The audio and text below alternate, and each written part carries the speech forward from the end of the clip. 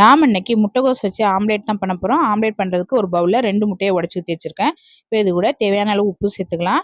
ஒரு அரை ஸ்பூன் அளவுக்கு மிளகுத்தூள் எல்லாம் சேர்த்து நல்லா முட்டையை அடித்து எடுத்துக்கலாம். இப்போ முட்டையை அடித்து எடுத்தாச்சு. இப்போ இது கூட ஒரு பெரிய வெங்காயத்தை பொடிசாக கட் பண்ணி வச்சுருக்கேன், அதை சேர்த்துக்கலாம். கட் பண்ண முட்டைகோஸ், ஒரு பச்சை மிளகா கட் பண்ணி சேர்த்துக்கலாம். கொஞ்சமாக கட் பண்ண மல்லி இலை, ஒரு கேரட்டை துருவி வச்சுருக்கேன், அதை சேர்த்துக்கலாம். 1/4 ஸ்பூன் மஞ்சள் தூள், அரை ஸ்பூன் கரம் மசாலா தூள் எல்லாம் சேர்த்து நல்லா கலந்துடலாம். இப்போ எல்லாம் சேர்த்து நல்லா கலந்தாச்சு. இப்போ அடுப்பில் பேன் வச்சு எண்ணெய் ஊற்றிருக்கிறேன். எண்ணெய் நல்லா சூடானதும் ரெடி பண்ணி வச்ச முட்டை கலவையை எடுத்து ஊற்றிடலாம். இப்போ மூடி போட்டு ஒரு சைடு நல்லா வேக வச்சிடலாம். ஒரு சைடு நல்லா வெந்ததுக்கப்புறமா திருப்பி போட்டுடலாம். 2 சைடும் நல்லா வெந்ததுக்கப்புறமா எடுத்துடலாம்.